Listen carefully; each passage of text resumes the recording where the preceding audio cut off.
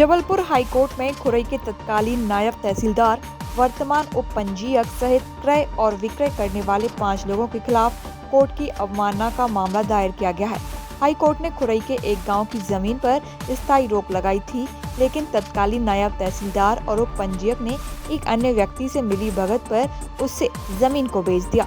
इस मामले में अपीलार्थी के पुत्र प्रकाश सिंह ने बताया कि कुलवाई में उसकी मां प्रभाबाई का उनके सगे भाई रामकिशन सिंह से 12.66 एकड़ जमीन के बंटवारे का विवाद चल रहा था।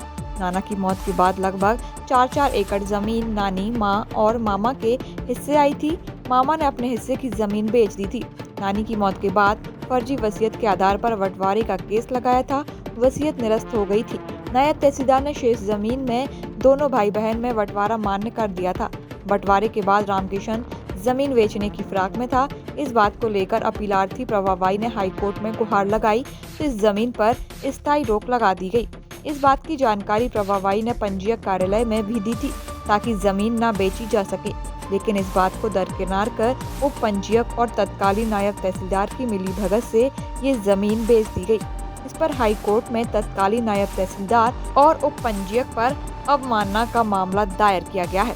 ये हमारे मामा और माँ के नाम से ग्राम कुलवाई में ज़मीन थी, जिस पर मामा ने फर्जी तरीके से अपने नाम पर करवा के उसको बेच दिया। और उसी के लिए हम फिर हाई कोर्ट गए, तो वहाँ पर तहसीलदार, नायब तहसीलदार और रजिस्ट्रार के खिलाफ अवमानना का केस लगवाया।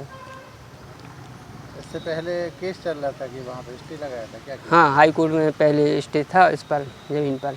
हमारा जो मामा का और माँ का जो ज़मीन था, पैतृक ज़मीन थी, उस पर पहले से विवाद चल रहा था, जिसका हाई कोर्ट का स्थायी अंतिम निराकरण के लिए स्थायी वो स्थगनादेश था।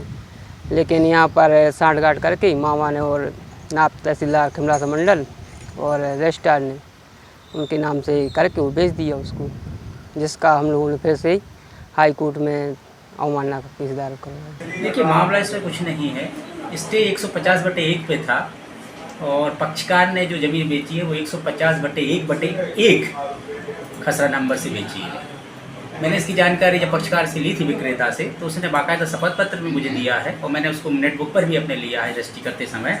उसमें उसने स्पष्ट उल्लेख किया है कि 150/1/1 में मेरे जो रकबा है उसमें से मैं बेच रहा हूँ।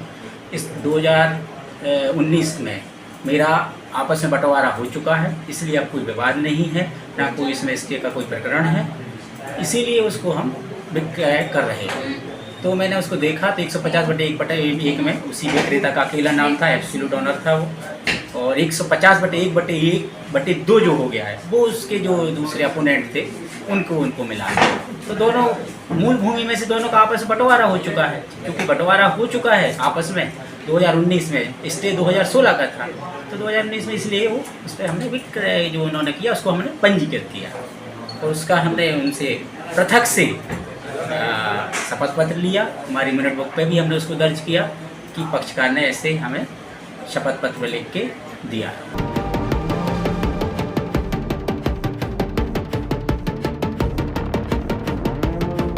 जबलपुर से हरीश दुबे, सागर टीवी न्यूज़।